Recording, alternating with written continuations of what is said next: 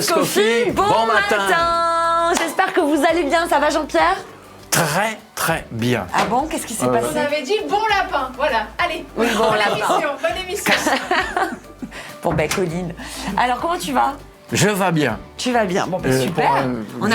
Pour aller, ça va toujours. On a passé un super week-end avec l'église, on a eu le michoui hier tous ensemble, on était une centaine, c'était génial. J'ai encore l'estomac. C'était vraiment bon de passer ce temps de communion ensemble là. Et du coup, pour toi c'est quoi Pâques?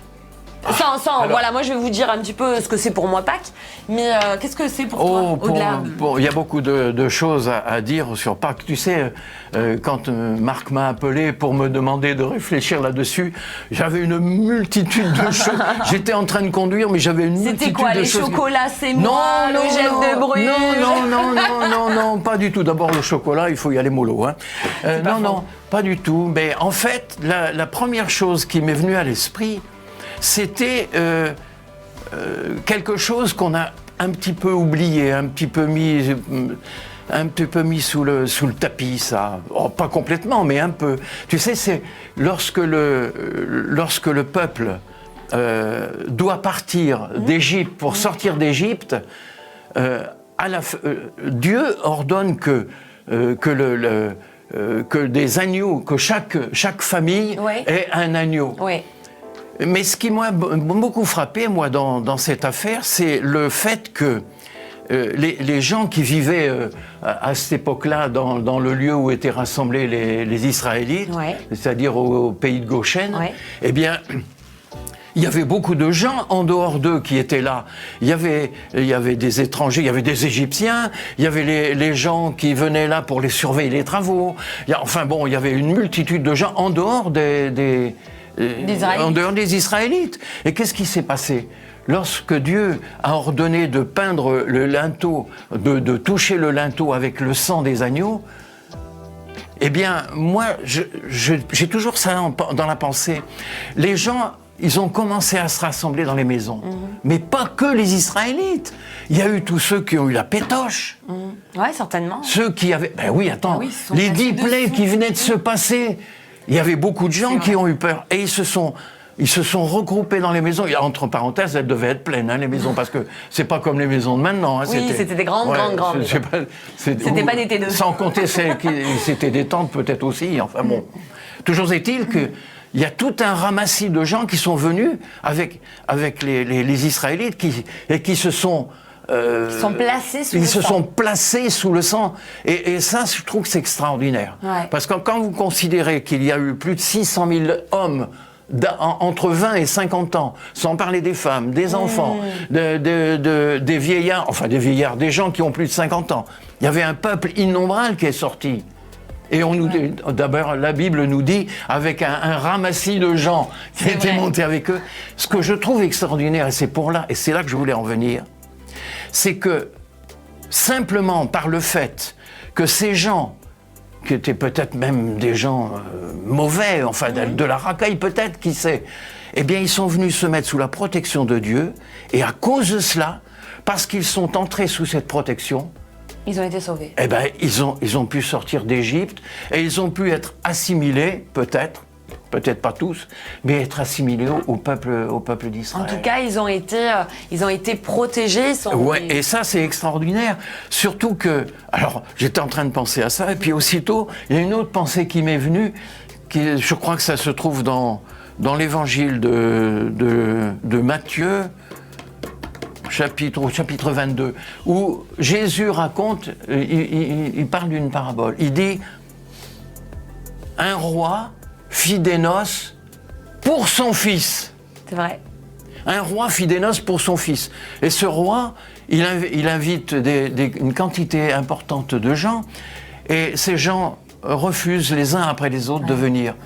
Ces gens que le roi invite, c'était des gens que le roi avait autour de lui, des gens qu'il connaissait, des serviteurs peut-être. Et ils ne veulent pas venir aux noces. Alors, à la fin, le roi dit à ses serviteurs, allez dans les rues, dans les chemins, et ramassez tous ceux que vous pourrez, tous ceux qui voudraient bien venir. Moi, je trouve que quand on compare ces deux choses, on s'aperçoit que non seulement le Seigneur n'est pas, comme on pourrait le croire, quelqu'un qui a rassemblé un petit troupeau là comme ça, sans s'occuper du reste. Ben non, il ouvre le salut en fait. Eh oui, ça veut bien dire que le salut est ouvert à chacun. C'est vrai. Et c'est ce que Jésus rappelle dans cette parabole. Eh ouais, c'est ça. Moi, je sais que... Alors, je rebondis sur ce que tu dis. Moi, ce que c'est Pâques, j'ai réfléchi à ça. Et en fait, donc je me suis replongée dans Jean, la crucifixion. Et en fait, Pâques, c'est la substitution. C'est on prend un agneau et on le sacrifie pour les péchés que l'on a commis. Mais c'était pas l'agneau qu'on n'a pas élevé. C'était pas l'agneau qu'on avait acheté. C'était un agneau qu'on avait vraiment élevé, qu'on avait pris du temps. On l'avait eu petit, on l'avait peut-être vu naître, etc. Et il avait grandi toute l'année avec nous. On l'avait eu comme le petit chat qu'on a, qui est avec nous tout le temps. Et en fait, c'est ça. Et c'est cet agneau-là que Dieu voulait qu'il soit sacrifié. C'est-à-dire que au moment où il devait être sacrifié, la personne posait sa main sur la tête de l'agneau et il y avait une substitution pour que la personne réalise que ça vaut la vie. Ton péché vaut la vie de l'agneau, vaut la vie.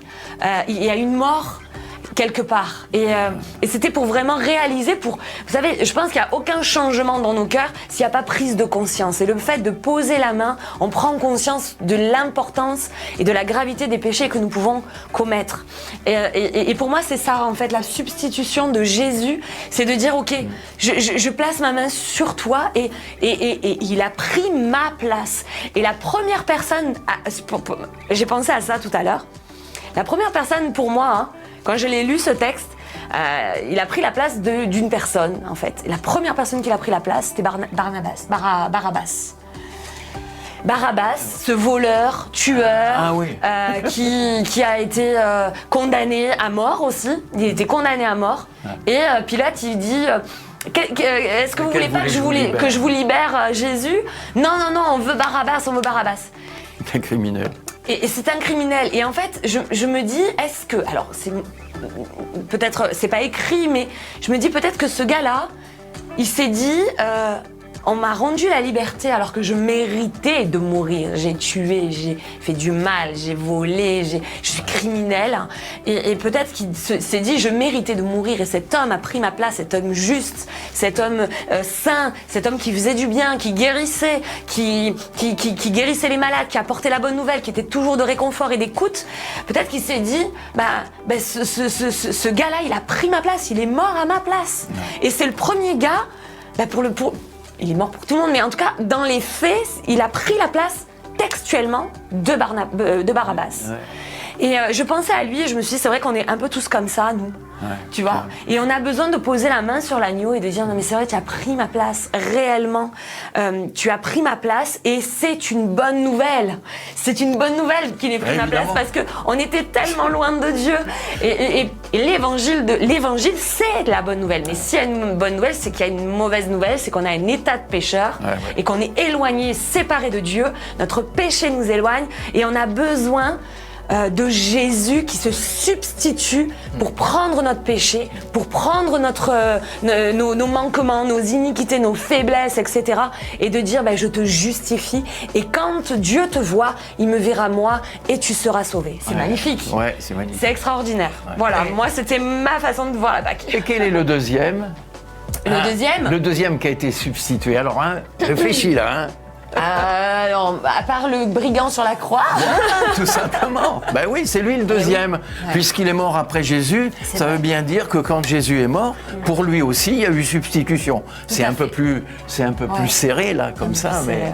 Parce que le brigand sur la croix, il n'est pas descendu de la croix pour aller se promener, mais c'est quand même pareil, c'est quand même une substitution. C'est vrai. Et ce matin, je partageais un truc là sur. On est allé en Israël il y a quelque temps. Il y a en 2018, je crois, en 2018, on est allé sur Israël et on a visité le tombeau. On a visité, et en fait, alors est-ce que c'est là, est-ce que c'est pas là, on n'en sait rien. Concrètement, il nous le dira quand on sera au ciel, ou il nous expliquera l'endroit où il était. Mais en tout cas, moi, quand j'étais sur ce lieu-là, C'était waouh, parce que oui, le tombeau il est vide quoi. Le tombeau il est vide et oui, il est mort. Ouais. Mais oui, il est ressuscité. Oui, il a donné sa vie. Mais oui, il est vivant et c'est le seul homme qui vit encore dans le ciel avec Dieu. C'est extraordinaire. Ouais. Voilà, donc c'était mon petit mot pour vous ce matin.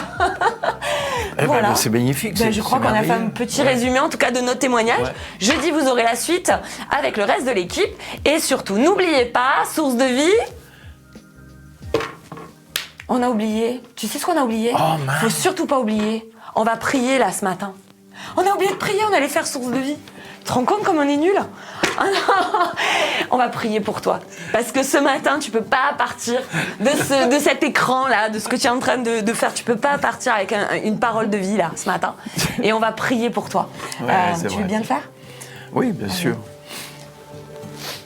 Seigneur mon Dieu, c'est vraiment au nom de Jésus-Christ que nous pouvons te prier. Parce que justement, comme le disait à l'instant Alexandra, tu es mort pour nos péchés. Amen. Mais tu es ressuscité.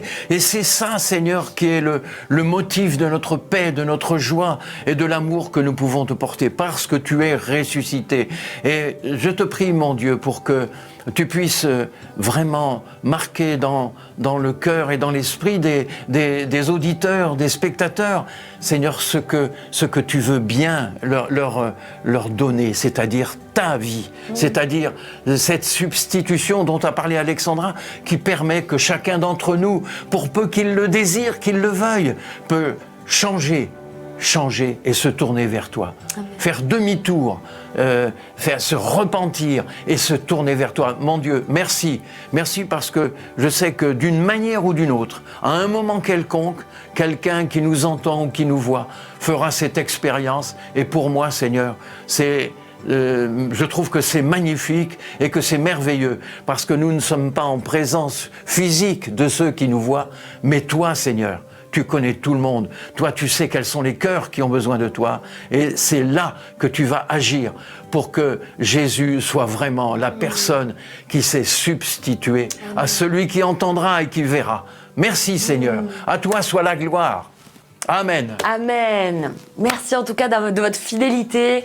Merci Jean-Pierre, c'était cool ce matin. Et puis surtout, n'oubliez pas, source de vie. The Church to be. À très vite, soyez bénis.